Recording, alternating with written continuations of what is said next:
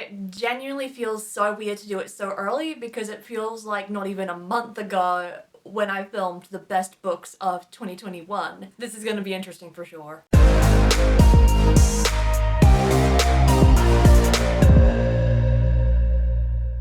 Hey guys, it's Amy here, back again with another video. We're starting the first of quarterly book ranking videos. And we're starting off with the reads of the summer of 2022 in the Southern Hemisphere. I recognize that a bunch of you live in the Northern Hemisphere already. Things are different here. I'm not gonna change my ways to accommodate yours. Sorry if there's confusion. And sorry if that sounded a bit brutal, but yes, this is a little quarterly video update I'm going to be doing around the books that I have read every single season. Most of these videos will be having on average 12 books that I'm going to be talking about, but because I started this in January, we're just doing 8 books. So every book that I reviewed in January and February. And we're gonna go from worst to best to keep you guys on your seats because I'm tricky like that. But hey, you should first hit that subscribe button and ring that bell. I post new videos every weekend on writing, books, and digital content for authors. I also do these book reviews on my blog at amyrosenfeld.com. You can check that out in the description to see the full-length reviews of these books that I'm about to rank. You can also contact me if you want any of your own books that you are writing to be reviewed, because I know there's a lot of authors that watch my channel and I'm always here to support you guys. But without further ado, let's get this ranking sorted. Number 8, last place, goes to The Magician of Hoad by Margaret Mahy. I found this book to be very promising because Margaret Mahy is a prominent author from New Zealand, where, you know, I come from. I live in New Zealand. My accent may not help you recognize that. And I thought this was gonna be good, but then I went to a certain page and I realized that back in early high school, I had read this book before and did not finish it because I found it so boring. Because it was so weird, like the scenes before that, I didn't remember the same way as I remembered the scenes back when I first read the book. Everything was nearly completely different. So that was a very weird spot of deja vu. It didn't make this book any better. None of the fantasy elements seemed to make an impact on the story. The plot was very, very jumbled. It didn't know what direction it wanted to go. And so many of the characters acted the same way. I absolutely hate when that happens. I recognize that fantasy is in Margaret Mahy's strong suit, especially after reading this. Maybe I'll read another book of hers again that's not fantasy-based. I'm not sure. We'll have to see. Number 7 is The Old Curiosity Shop by Charles Dickens. This book was so freaking long. It took me like 2 weeks to finish, which back when I was less of an avid reader, that was how I normally read a book, within 2 weeks, but this was a bad sign because nowadays I can finish a book in 5 days. It once again had the case of the whole characters being similar thing. Gross. Furthermore, there was so many of them that I literally got them mixed up even as the points of views changed. There was only 3 characters that I was able to determine the actual point of views from, how they acted, their styles, and things of the like. And what makes it even worse is that a bunch of the point of views in the Old Curiosity Shop, they didn't actually impact the story all that much. And the actual Old Curiosity Shop was barely prominent in the story.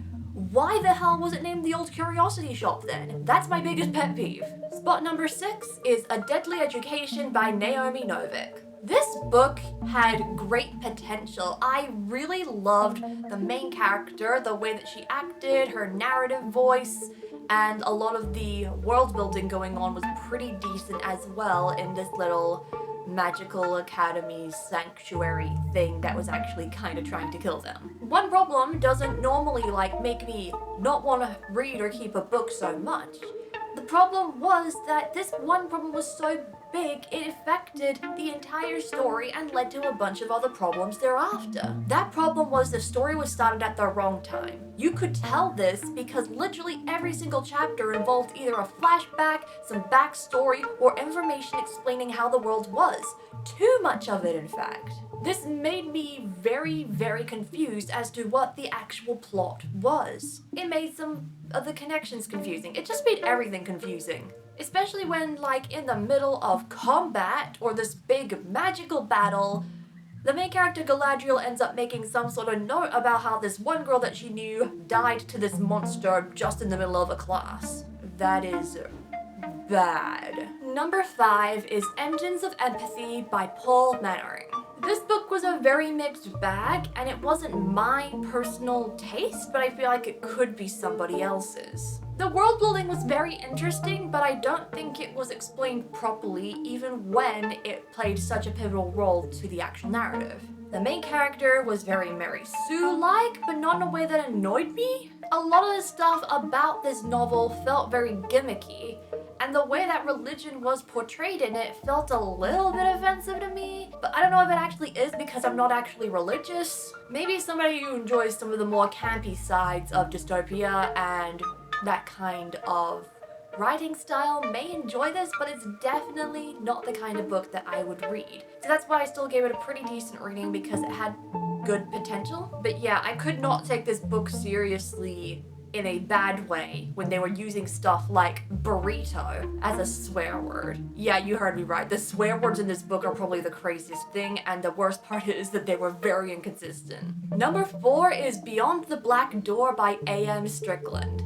I really like this book for the world building, the characters, and best of all, the asexual representation. For those of you who may be living under a rock, I identify as asexual, meaning that I don't experience sexual attraction. And this book covered that very well because they didn't have asexuality and aromanticism, the lack of romantic attraction, together. They had those separate and separately explained. The literal, like, religion and faith in this narrative helped me uncover more about how I feel in terms of my attraction. And I really think the book and the author are doing such.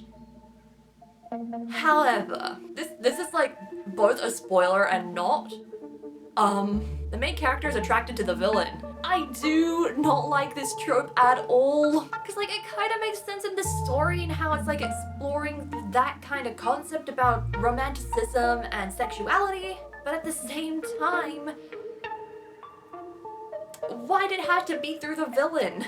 Luckily, they don't, like, properly get together at the end. The way that was portrayed, it makes me so uncomfortable, and, like, the main character was comfortable with, like, the bad things that the villain did, even though, like, she hated and loved him. It was so weird. The main reason I'm keeping this was because they didn't end up together again. In my headcanon is that she went away with her transgender bodyguard. They end up becoming a couple as they travel the world. They are so cute. Number 3 is Blood of the Lily by S.D. Houston. I was given a review copy of this book from fellow author-tuber Shannon S.D. Houston, and I thank her for that and giving me a chance to read this book. And you can probably tell by how high that I ranked that I've ordered the paperback. This was a retelling of the Snow White and Rose Red fairy tale, which I really enjoyed. I found it still very engaging, even though I knew the plot of Snow White and Rose Red. And the way that the characters were very distinct, I love that. The world building was very nice. I love the kind of like nature and druidic take on it. And the crossover between Irish and Greek mythology and faith. My main complaint would probably be to do with like the character relationships. The relationship between Lily and Rose, that seemed the most believable and genuine. Everything else felt forced to the narrative.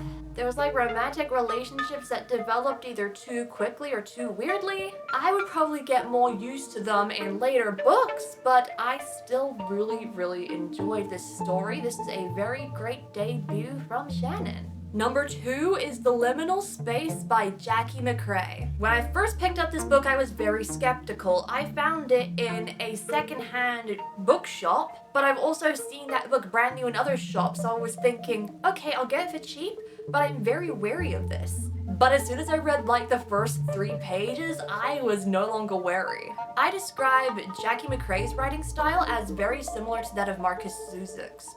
The way that she goes in depth with the characters and all 4 perspectives of them. It was a very nice contemporary story with like a lot of very like simple and somewhat mundane things happening, but they were told in such a way that made me really connect with them, especially with some sort of relatable things that go on in everyday life.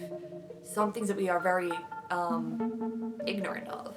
This is a book that you should definitely be picking up. In spite of some of the bad things that were happening in it, it still felt so heartwarming. Though I will mention there's a trigger warning of sexual abuse, so if you're not into that, do not pick it up.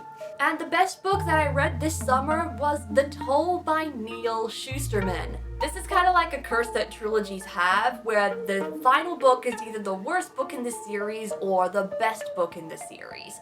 Even though I rated the first book in this series very high, I think The Toll either comes very close or beats it. It took a very interesting perspective, even though it was in the future, of how things are currently in this world, and that's what I really liked about that book. I love the representation, the wide array of characters and perspectives. In the previous book, I found some of them to be a bit irrelevant, but in this book now they definitely all were, and I really liked what each of them had to offer and how different they were. Shusterman is especially good at villain perspectives without making them seem too campy or evil. And it was very interesting to see what was at first a very perfect and organized world suddenly look very much like typical dystopian worlds would, and to see sort of the results and the ends of what humanity is like. I used to stay pretty far away from dystopia, but the Scythe series written by Neal Shusterman, especially now that it has ended, it has brought me back a little bit more joy. I am definitely going to be reading way more dystopian books in the future. I've literally got like 4 on my bookshelf, my to-be-read bookshelf already. It's long. And there we go. That's all the books that I reviewed this past summer. Stay tuned for the first video in June where I'm going to be reviewing my autumn books. And let me know down in the comments what books that you guys are going to start reading soon. And if you enjoyed this video, be sure to give it a thumbs up and subscribe if you are new around here. Ring that bell so you can find out when I post more creative content. And if you're stuck for a book that you want to pick up and review, check out my book, ASTER'S CODA Exposure, a contemporary young adult fantasy, which I think you guys will really enjoy. Follow Abby Tacker as she deals with an otherworldly blood feud after the death of her mother as she explores the 3 worlds. You can also check down below for my Instagram, my TikTok, my Fiverr, and my website. Stay creative everybody, and I'll be seeing you in the next video.